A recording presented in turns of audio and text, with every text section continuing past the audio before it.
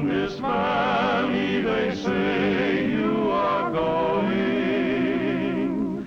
We will miss your bright eyes and your smile, for they say you are taking the sunshine. Each spring, along toward the end of June, in many of our western states, a huge migration takes place. Thousands upon thousands of sheep, ewes that have wintered in the valleys, and their lambs, born only a few weeks ago, are driven to the high mountain ranges for summer pasture. The scene takes us back to the very beginnings of recorded history. For ever since the Stone Age, men have herded sheep. The ancient Egyptians, Babylonians, Greeks, and Hebrews spun and wove wool in their homes, and wealthy Romans who wore togas made of wool were proud of their flocks. Over the centuries, there have been hundreds of breeds of sheep, but today only a few are of commercial importance. At a very early date, Spain developed the Merino for its unusually fine wool, and this breed has had more influence on the sheep of the world than any other. The modern Merino has been valuable in the semi-arid and rough ranges of the sheep country because it can walk long distances, stand extremes in temperature, and get along with little shelter, feed, and water. It has the deep-rooted flocking instinct that lets one shepherd watch over a large band. The Merino is one of the smaller breeds. Most of the skin folds that once characterized it have been eliminated in the so-called C-type or Delane Merino.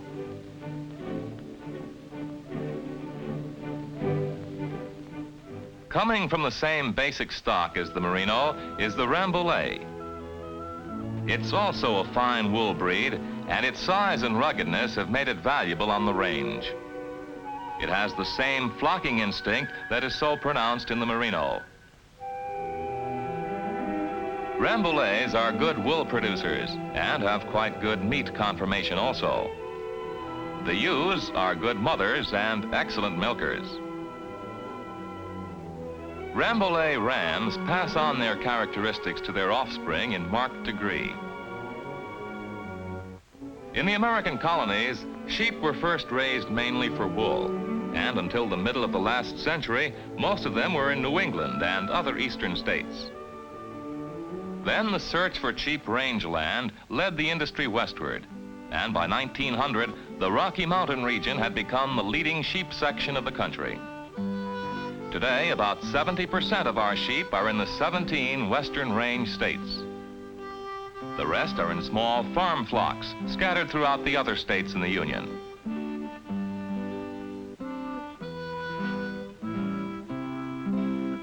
Sheep pay dividends twice a year, the first being the annual wool clip.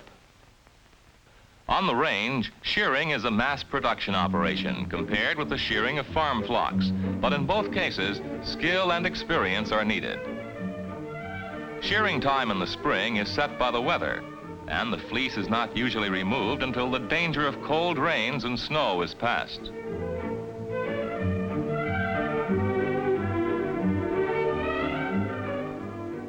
A good man can shear a sheep in remarkably fast time.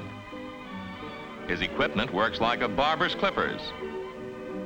No adequate substitute for wool has ever been found, and our armed forces rely heavily on wool for clothing. It's said that one cause of Hitler's defeat in Russia during World War II was that his troops, dressed in wool substitutes, could not endure the cold and remain effective fighters.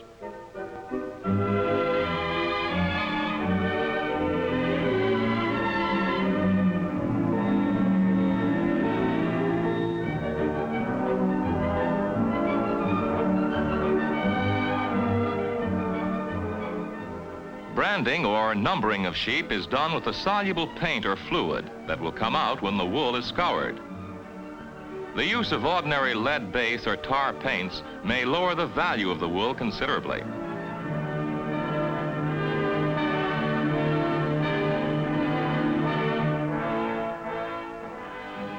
During the past 50 years, Sheep raising has changed from a strictly wool business to a wool and meat business.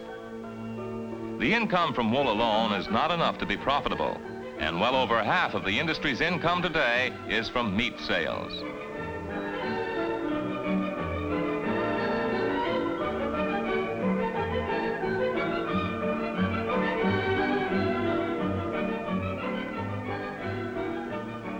While the early Spaniards were herding Merinos in large bands, the British were raising sheep in small farm flocks.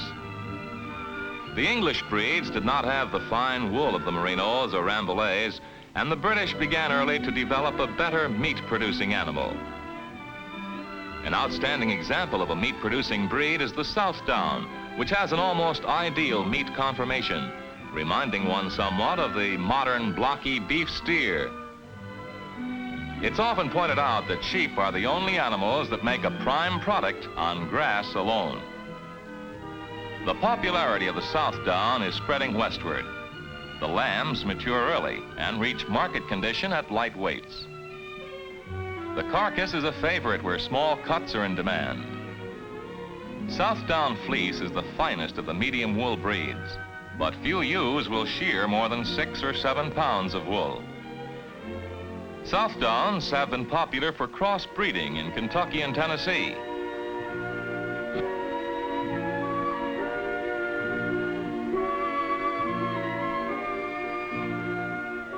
Another good meat animal is the Hampshire. It's a big, rugged animal of good meat type that's in demand for small farm flocks as well as for the big bands of the West. The lamb crop will run as high as 150%, meaning half the ewes will have twins, and the lambs grow fast. Hampshire rams are more widely used for crossing than the rams of any other breed. One of the fastest growing breeds is the Suffolk. They're active sheep and rustle well for food, besides being hardy. Stockmen in the Southwest have found that Suffolks stand the heat well, and there are flocks in most of the western states. Suffolk ewes are very prolific, and they're good milkers, so their lambs are heavy at weaning time. They give an excellent carcass with a high dressing percentage. The small head and shoulders make lambing easier for ewes that have been bred to Suffolk rams. The swing in emphasis from wool to wool and meat makes body conformation important. Lambs will dress out a little less than either cattle or hogs, 45 to 55% saleable meat from a live animal. As you might expect, the 2 hind legs give the most meat, on the average nearly a third of the dressed weight. Roasts and steaks are cut from the legs. The loin is good for 17.25% of the carcass. This is where those fancy English lamb chops and loin chops come from. Next to the loin is the rib section, which gives us 12.25% of the meat from the carcass. Rib chops come from this section, as well as roasts. 16% of the carcass is breast. We get roasts here, too. The shoulder and shank give us 18.5% of our saleable meat. Here's where those mock duck come from, along with roasts and Saratoga chops. The neck accounts for 3.25% of the weight.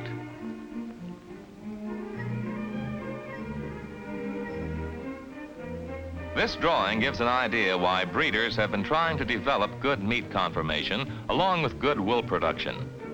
The American taste for lamb has not been developed as well as our taste for some other meats. Last year, Americans ate 73 pounds of beef per capita. We ate 62 pounds of pork apiece. Each of us ate 29 pounds of chicken. But the per capita consumption of lamb was only a little over 4 pounds. There's a tremendous potential market for lamb in the United States. Another good meat animal is the Dorset. Both rams and ewes of this breed have spiral corkscrew horns. The yield of fleece will run about 7 pounds on the average. The most striking difference from other sheep is the Dorset's breeding habits. Ewes will come in heat late in the spring or early in the summer, and the ram will work a band of ewes in hot weather when most other rams rest in the shade. That means Dorset ewes will produce lambs in the fall. The ewes are very prolific and are the heaviest milkers of all the breeds. Dorsets are well adapted to hothouse lamb production and are popular in the East, where the best markets for early lambs are located. The biggest of the medium wool breeds is the Oxford. It doesn't have the carcass quality of the Southdown, but it shears more fleece than any of the other medium wool breeds. 10 to 12 pounds is about average for an Oxford ewe, but some shear as high as 15 pounds of wool. The lambs are big too, 9 to 10 pounds at birth, and they grow fast. Oxfords have wool on the face, but not enough to cause wool blindness. The breed is prolific, and the rams are used on small ewes to produce bigger lambs and to increase wool production. A middle-of-the-road breed combining meat and wool qualities is the Shropshire. Its most distinctive feature is a complete wool covering, including the face and legs. It will shear perhaps 10 pounds of fleece a year. Shropshire ewes have a lot of twins and triplets, and next to Southdowns, the lambs reach market condition as early as any other breed. The ewes are good milkers and produce active lambs that will weigh from 7 to 10 pounds at birth. Shropshires are especially popular in the middle western states. The rams are often used on grade farm flocks. In an effort to correct a tendency toward wool blindness in the Shropshire, at least one breeder has imported from England a British-type Shropshire ram with a clean face. One of the prettiest breeds is the Cheviot, and wealthy people often keep flocks on their estates because they are so decorative. The Cheviot is one of the smallest breeds, but it also is one of the hardiest. It can stand cold, stormy weather, and being a hill breed, is very active. The lambs are quite small at birth, from 5 to 7 pounds. The Cheviot is a medium wool breed and will produce an average of about 7 pounds of fleece. The ewe is apt to be a little nervous, but she's a good mother. Let's watch a flock of Cheviots being rounded up by a trained sheepdog. Dogs have always been both a blessing and a curse to sheep raisers, but a well-trained border collie can be a great help and time saver.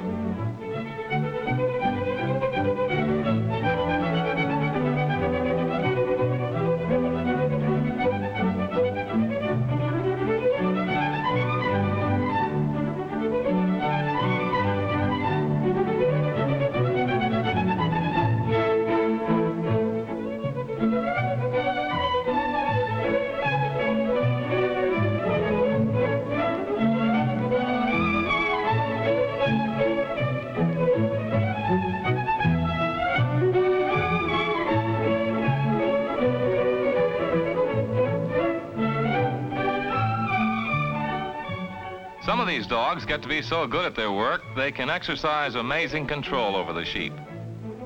This collie, for instance, is going to bring in 5 skittish ewes from the distant pasture, herd them through a narrow gate, and then into a small enclosure.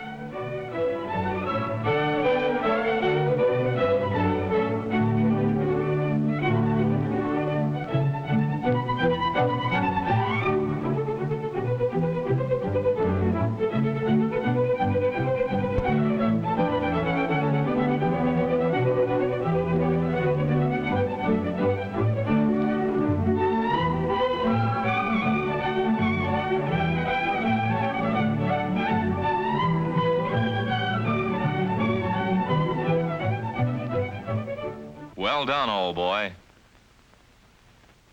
Let's follow along with the members of a breed improvement association to see some Corriedales. The Corriedale was developed by crossing Marinos and Lincolns.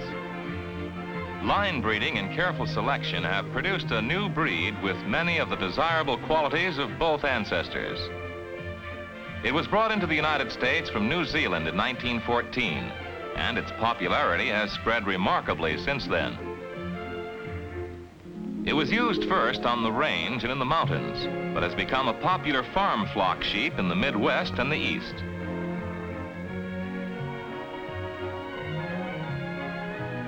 The Corriedale is a good dual-purpose sheep, being a heavy producer of excellent medium wool, and it also gives a good meat carcass.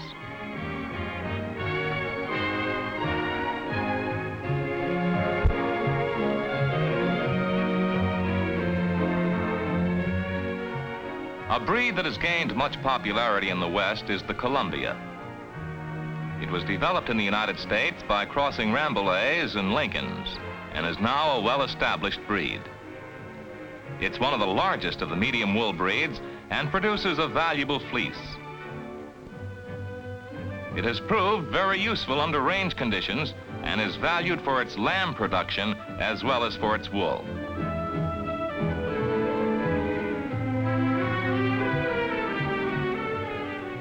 Of the 200 breeds of sheep that exist today, you've seen examples of some of the most popular. Each has its boosters, each its strong points. Each exists because a breed that is well adapted to the Middle West may not necessarily be best on a Texas ranch. And raising sheep on a Pennsylvania farm is quite different from raising sheep in the Rocky Mountains.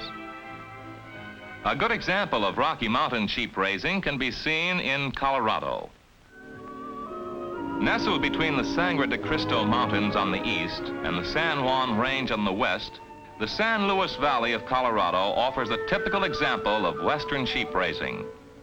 Here, large herds are wintered on farms in the valley, and here the ewes have their lambs in the spring. Here too, as in other parts of the country, valley sheepmen depend on their friend, the Texaco man, for quality petroleum products. It's an interesting fact that high altitudes demand a different gasoline than low altitudes. To guarantee top performance, Texaco gasolines are changed to fit local climate and altitudes. Since lambing more than doubles the size of each herd, the problem of summer pasture becomes acute. And toward the end of June, the sheep are moved to the mountains to graze on government range land. The bands may number 2,000 head each, and for the week or 10 days of the drive, sheep have the right of way on the highways. Many of the bands walk all the way from the valley to the mountains.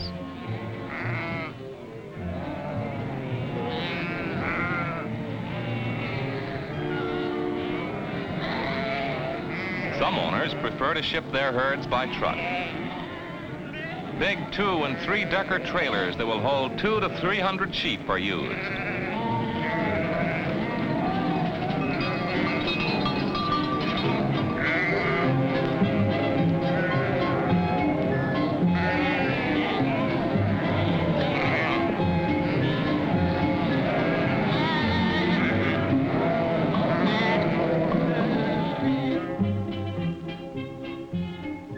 The sheep trucks can make the run to the mountains in a few hours, whereas the walking bands may spend nearly a week on the trail. Since most of the government ranges are inaccessible by road, the trucks are unloaded and the bands finish the last few miles afoot. The ranges may be at altitudes of 12 to 14,000 feet, where men and horses have some trouble catching their breath, but the sheep don't seem to mind. Only ewes and lambs are permitted on the range.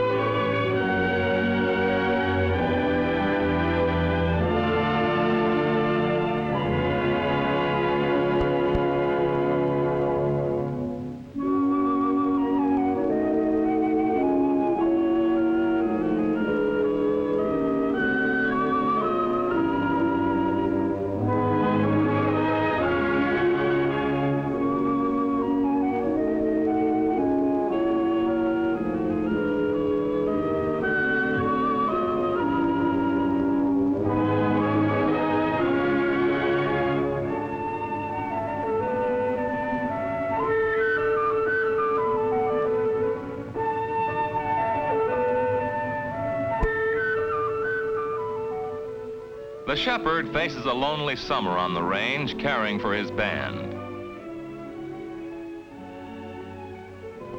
Here, the lambs will grow and fatten on this high-altitude pasture. And when fall comes, before the snow begins to fly, they'll be driven down to the valley again and shipped off to market. The leading sheep and lamb market of the United States is at Denver.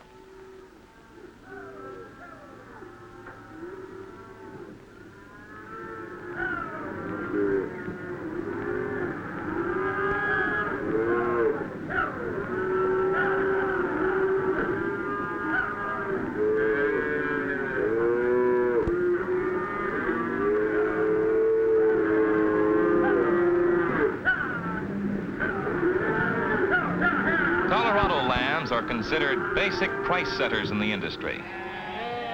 As many as 70,000 sheep may be received here in a single day.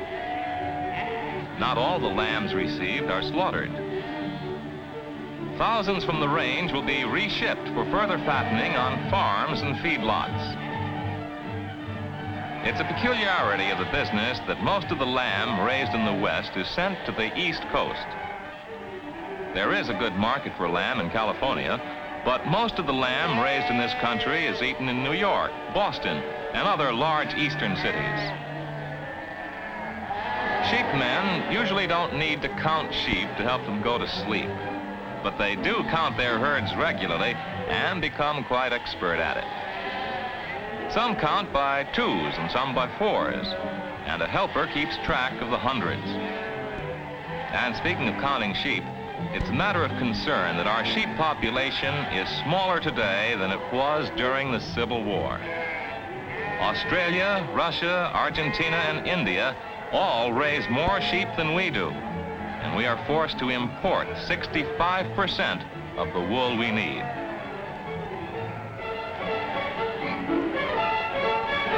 During the past 2 years, the number of sheep in this country has increased slightly, but there is room for many more sheep, both on the range and in small farm flocks. It's often said that sheep return more per dollar invested than any other kind of livestock. They can utilize low-quality forage not suited to other farm stock and can turn a profit on land too poor or hilly for farm crops. Sheep raising is one industry where there is no overproduction. Whether our sheep population will continue to grow is anybody's guess. But one thing is sure. As long as men farm the soil, some of them will raise sheep.